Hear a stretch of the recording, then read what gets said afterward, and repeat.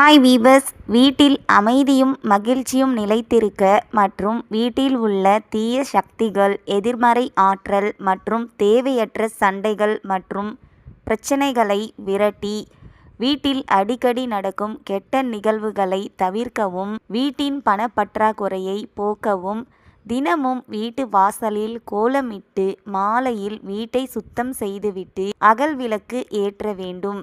உப்பு, பச்சை கற்பூரம், பன்னீர், மஞ்சள் கலந்த தண்ணீரால் வீட்டை துடைத்துவிட்டு வீட்டின் முழுவதும் சாம்பிராணி போடுதலும், சூரிய ஒளி மற்றும் நல்ல காற்றோட்டம் வீட்டில் வருமாறு ஜன்னல்களை திறந்து வைப்பது, அமாவாசை, பௌர்ணமி போன்ற நாட்களில் எலுமிச்சை பழத்தை அறுத்து மஞ்சள் குங்குமம் தடவி வீட்டு வாசலில் வைப்பது, சில முக்கியமான நாட்களில் அசைவ உணவுகளை தவிர்ப்பதும், வெளியே சென்று வீட்டிற்குள் நுழையும் போது கை கால்களை சுத்தமாக கழுவுதல் போன்ற முறைகள் மூலம் நேர்மறை ஆற்றலை அதிகரிக்கலாம். வாரம் ஒரு முறை அல்லது தினமும் காலையில் தண்ணீரில் சிறிது கல்லுப்பு கலந்து வீட்டை துடைத்தால் எதிர்மறை சக்திகளை விரட்டி அடிக்கலாம். தினமும் மாலை நேரத்தில் வீட்டு வாசலிலும் பூஜை அறையிலும் அகல் விளக்கு ஏற்றி தெய்வங்களை வழிபட்டால் நல்ல ஆற்றலை தரும். வெள்ளிக்கிழமை மற்றும் செவ்வாய்க்கிழமைகளில்